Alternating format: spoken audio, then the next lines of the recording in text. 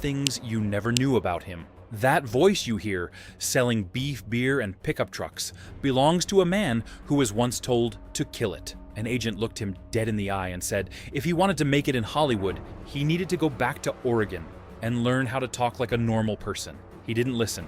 That voice went on to narrate Super Bowl introductions, become the sound of American beef, and earn him more commercial money than most actors see in a lifetime. But here's the part nobody talks about. The man with the most recognizable voice in America spent his first 10 years in Hollywood as a shadow. Literally, his first major film appearance was so minor that in the finished print, you can't even see his face. He's a silhouette on a barroom wall. His father died convinced his son was throwing his life away. His daughter was involved in a family crisis that required a restraining order.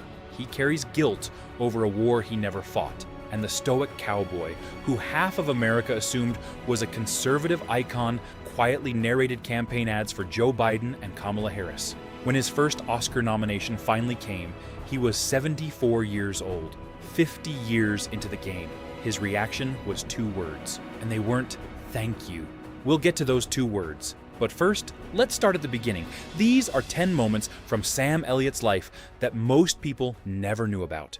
Number 1, the father who died, thinking his son was a fool. Henry Nelson. Elliott worked for the U.S. Fish and Wildlife Service, a blue-collar government man who never went to college. Practical, no nonsense. The kind of father who believed in real work, not daydreams. His son Sam had other ideas. From the age of 9, sitting in Saturday matinees at the Colonial Theater in Sacramento, California, Sam knew he wanted to act. He told his father. Henry's response would haunt Sam for the rest of his life. He told his son he had a snowball's chance in hell of making it in Hollywood. On or around February 13th, 1966, Henry suffered a massive heart attack in the family's Portland, Oregon living room. He collapsed in his wife's arms. He was 54, Sam was 21. Sam's first screen credit wouldn't come until 1967. His father never saw him act professionally.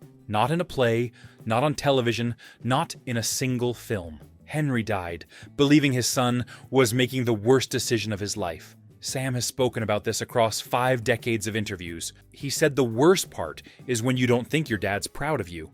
But he also credited his father with the one thing that kept him going through 17 years of near anonymity. He said his dad had a work ethic that Sam fashioned his own after, and that he thanks him for it every day. After Henry's death, Sam dropped out of the University of Oregon for the 2nd time and drove to Los Angeles. Every audition, every rejection, every small role was fueled by the ghost of a man who never said he was proud. And in that very same city, an agent was about to tell him the one thing he had left wasn't worth keeping either. Number 2, the agent who told him to destroy the most valuable voice in America before the Coors commercials, before Ram trucks, before the American Beef Council, before Smokey Bear, before the Coen brothers wrote his actual name into a screenplay. Sam Elliott's voice was considered a liability. Early in his Hollywood career, a potential agent sat him down and delivered a verdict that should have ended everything. The agent said that if he was Sam Elliott, he'd go back to Portland, Oregon, take voice and diction lessons, and get rid of that dialect. That dialect, the low, unhurried drawl that sounds like whiskey poured over river gravel. It didn't come from acting school. It came from his mother, Glyn Mamie Sparks, born in El Paso, Texas, a former state diving champion. That Texas cadence, filtered through Sacramento childhoods and Oregon teenage years, created something that couldn't be manufactured or replicated. Sam never went back to that agent. Instead, that voice became the most commercially valuable instrument in American advertising. He succeeded Robert Mitchum as the voice of Beef after Mitchum's death in 1997. He's been the voice of Coors Banquet since 2007, Ram Trucks since 2010, Smokey Bear since 2008. He narrated the Super Bowl team introductions in 2011. When Bradley Cooper decided to make A Star Is Born, he spent 4 months with a dialect coach, learning to sound like one person, Sam Elliott. Cooper said he asked himself what voice could be wonderfully iconic without being geographically limited. The answer became the voice of Jackson Maine. The agent who told him to kill the accent never got to represent the most bankable voice in the country. And the woman who would become his wife? He first laid eyes on her, while that voice still couldn't get him a speaking part. Number 3. The shadow on the wall, who fell in love in silence. In 1969, a 25-year-old Sam Elliott landed a role in Butch Cassidy and the Sundance Kid, the biggest film of the year, starring Paul Newman and Robert Redford. Sam's role was card player number 2. In the finished film, you can't see him. He's told interviewers he's literally a shadow on the wall with one line. But something happened on that set that would define the rest of his life. He saw Katharine Ross. In 1969, Katharine Ross was one of the biggest movie stars on Earth, fresh off an Oscar nomination for The Graduate, playing at a place opposite Newman and Redford. She was untouchable. Sam watched her from the shadows. He said he didn't dare try to talk to her. She was the leading lady. He was a glorified extra. All he could do was watch her come and go. 9 years passed. In 1978, they were both cast in The Legacy, a horror film shot in London. This time, the gap had narrowed just enough for a conversation. They fell in love on set. Sam later said it wasn't a great film, but it was a legacy for him and Katharine. They married on May 1st, 1984. His first marriage, her fifth. Katharine had previously been married 4 times, including to Conrad Hall, the cinematographer who actually shot Butch Cassidy. She was 5 years older than Sam. As of 2026, they've been married nearly 42 years, one of the longest-lasting marriages in Hollywood. Sam's take on why it works is simple. It takes wanting to be married. Katharine's is even simpler.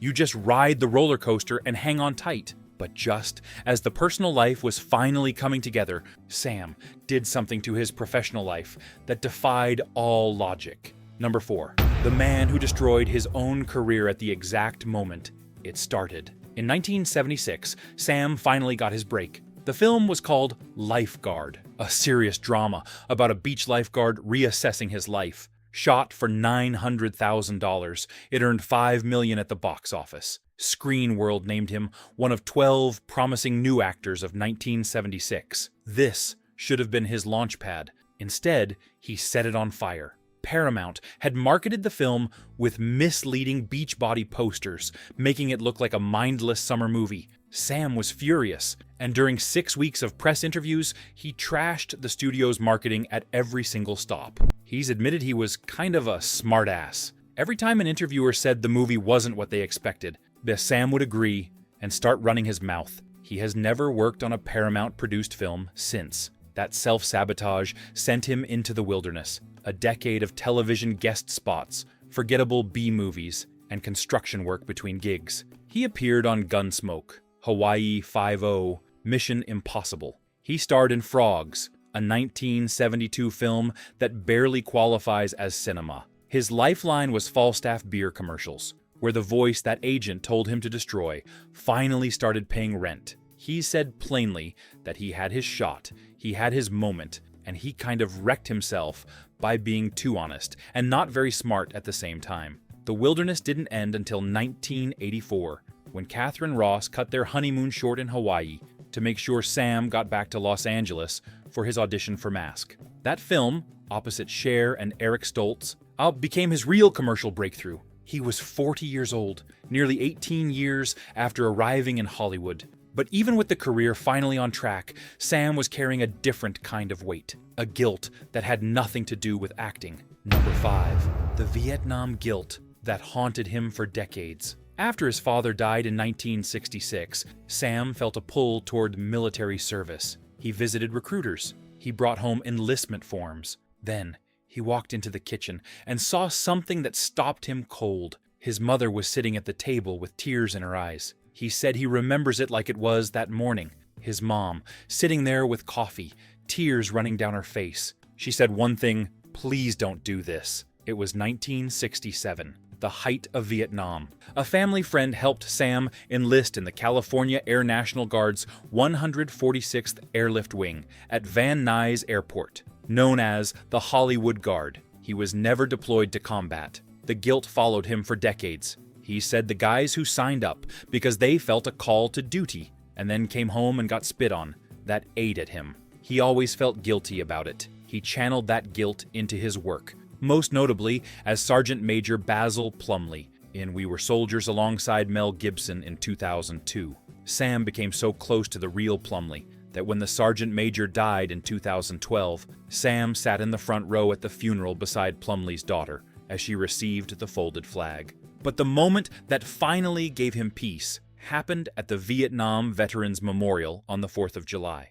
A veteran in a wheelchair rolled up and said something that cut through 40 years of guilt. He said, "Hey, Elliott, get over it, man. If I could have gotten into the National Guard, I'd have been there, pal." That encounter, from a man who lost the use of his legs in the war Sam never fought, was the thing that finally allowed him to forgive himself. And he'd need that kind of resilience, because what happened at home in 2011 would test Sam and Catherine in a way no film role ever could. Number 6, the family crisis nobody heard about. On March 2nd, 2011, Sam and Catherine's only child, Cleo Rose Elliott, was involved in a domestic incident at the family's Malibu home. She was 26 years old. Court filings reported by People magazine revealed that Cleo had become violent, threatened her mother, and caused physical injuries serious enough for Catherine to seek legal protection. In her filing, Ross disclosed a longer history of escalating behavior going back to Cleo's early teenage years. A temporary restraining order was granted on March 8th. 3 weeks later, the case was dismissed when neither parent appeared for the hearing. Ross said they were working on the relationship. The family reconciled. By 2017, all three appeared together at the Sundance premiere of The Hero. In 2019, they walked the red carpet together at the Academy Awards. And as recently as late 2024, the family attended the Landman premiere together in Fort Worth. Cleo, born September 17th, 1984, is a musician and model. Sam has said simply that he's been married one time and has one daughter who he loves more than anyone in the world. But while Sam was navigating a private crisis at home, Hollywood was about to hand him something nobody saw coming. Not a dramatic role, not a western, a bowling alley. Number 7. The Coen brothers kept filming, just because they liked watching him. In 1997, Sam was in New Mexico, filming The Rough Riders, and desperate for something outside the western genre. Then a script arrived from Joel and Ethan Coen. He opened the Big Lebowski and started reading. Over the opening scene, the script described a tumbling tumbleweed and a voice sounding not unlike Sam Elliott. Then, a character shows up dressed like a cowboy, looking not unlike Sam Elliott. They had written his actual name into the screenplay. Even the Coen brothers couldn't imagine him as anything other than a cowboy. At first, Sam was deflated. Then he realized they were offering him something nobody else had, a chance to turn the image inside out. He was on set for 2 days. During his closing monologue, delivered directly to camera, Sam performed take after take. The Coens sat beside the camera in silence. No direction, no adjustments. Finally, Sam snapped. He told them they had to tell him what they wanted. Their response? They said they got what they needed on the 3rd or 4th take. They just liked watching him do it. The role of the stranger became one of the most iconic characters in 90s cinema. The film spawned Lebowski fests and a tongue-in-cheek religion called Dudism with over 600,000 ordained priests. Sam has said that if the Western thing hadn't happened, he wouldn't have much of a career. And nowadays, he's more thankful that he had it. That gratitude wouldn't last through his next podcast appearance. Because when Sam sat down with Marc Maron, he said something he couldn't take back. Number 8. The Power of the Dog Meltdown. On February 28th, 2022, Sam appeared on Marc Maron's WTF podcast to promote 1883. When Maron asked about Jane Campion's Oscar-nominated The Power of the Dog, Sam detonated. He opened with 4 words that trended as the 3rd highest topic on Twitter that day, competing with the State of the Union and the war in Ukraine. He asked Maron if he wanted to talk about that piece of garbage, though he used a much stronger word. What followed was an attack on the film's depiction of cowboys, on Benedict Cumberbatch's wardrobe choices, on what Sam called allusions to homosexuality throughout the movie, and on Campion herself, and questioning what a New Zealand filmmaker could know about the American West. The backlash was immediate. Campion said he'd hit the trifecta of misogyny, xenophobia, and homophobia. Cumberbatch talked about looking under the hood of toxic masculinity. What made it especially jarring was that in 2006, Sam had called Brokeback Mountain a beautiful film and said he and Catherine had watched it and thought, what's the big deal? The 2022 rant directly contradicted his own words. 6 weeks later, Sam apologized publicly. He said he'd said things that hurt people and that he felt terrible about it. He said the gay community had been incredible to him his entire career. His opening line at the apology was classic Elliott. First, don't do a podcast with the call letters WTF. That controversy could have defined his late career. But Sam Elliott had one more surprise up his sleeve, and it had nothing to do with movies. Number 9. The voice that built an empire. By 2020, Sam Elliott's voice had become its own economy. Let's actually count what that single instrument was worth. The American Beef Council, Coors Banquet, Ram trucks, Smokey Bear, the Super Bowl, political campaigns, film narration, series voiceovers. And here's a detail that sounds made up. Sam Elliott and Smokey Bear share the exact same birthday, August 9th. Sam was born in 1944, the very same year the Smokey Bear Fire Prevention Campaign launched. The voice of Smokey and the bear itself are cosmic twins. He was inducted into the International Mustache Hall of Fame in 2015, alongside Teddy Roosevelt and Yosemite Sam. His reaction? He said the whole mustache thing is a mystery to him. He first grew it in the late 60s, has shaved it off multiple times, including once early on to impress Catherine Ross. Her reaction when she saw his bare face? She said it was amazing how much a face can change without a mustache. When he shaved it for his villain role in Justified in 2015, fans reacted like he'd committed a crime.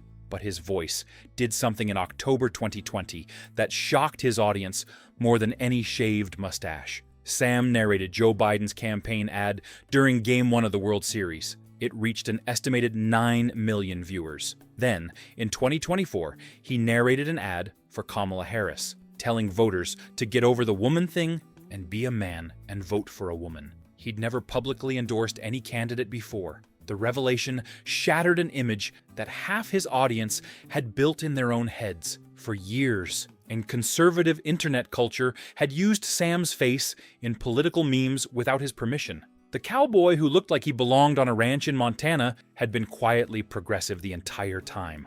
Whether you agree with his politics or not, it was one more contradiction in a life built on them. A shadow who became the most famous voice in America. A cowboy who wasn't a cowboy. A stoic who wept openly in wet cement. Which brings us to the moment that made Sam Elliott cry on Hollywood Boulevard. Number 10. 50 years for 2 words. On January 22nd, 2019, the nominations for the 91st Academy Awards were announced. Sam Elliott heard his name called for Best Supporting Actor for A Star Is Born. He was 74 years old. His first screen credit had come 52 years earlier, over 100 films and television appearances. And this was his first nomination. His reaction? 2 words. The first was about. The second was time. The word between them can't be repeated on this channel. The backstory of how he ended up in the film is extraordinary. Bradley Cooper had spent 4 months learning to replicate Sam's voice before Sam was even cast. To convince him, Cooper did something audacious. He re-recorded an interview Sam had given at Sundance, dubbing over it in his own Elliott voice. Then, he invited Sam to dinner and played the tape. Sam said he heard the recording and figured it increased his chances. Who else was Cooper going to cast when he already had Sam's voice? Cooper told him to just trust him. He'd be glad he did. The pivotal truck scene where Bobby breaks down crying and peels away in reverse was done in a single take. Cooper had been filming what Sam thought was a rehearsal. Sam lost the Oscar to Mahershala Ali for Green Book, but it was what happened 2 weeks earlier that broke him. On January 7th, 2019, at his handprint ceremony at the TCL Chinese Theater on Hollywood Boulevard, Sam Elliott knelt in wet cement, while Bradley Cooper told the crowd that Sam felt like a brother to him. The stoic cowboy, the man who built a 6-decade career on granite composure, wept openly in front of cameras and fans, and the woman he'd first loved in silence on the set of Butch Cassidy 50 years earlier. He said that being 50 years into the game and having anything to do with this was just a wonderful gift. Think about that for a moment. 52 years, a father who died thinking he was a fool, an agent who told him to kill his voice, a decade of construction work and beer commercials, a shadow on a barroom wall who became the sound of an entire country, and at 74 years old, kneeling in cement on Hollywood Boulevard, with tears running through that famous mustache. He finally had proof that the old man from Portland had been wrong. Sam Elliott bet everything on a dream his father called impossible. And that snowball made it through hell after all.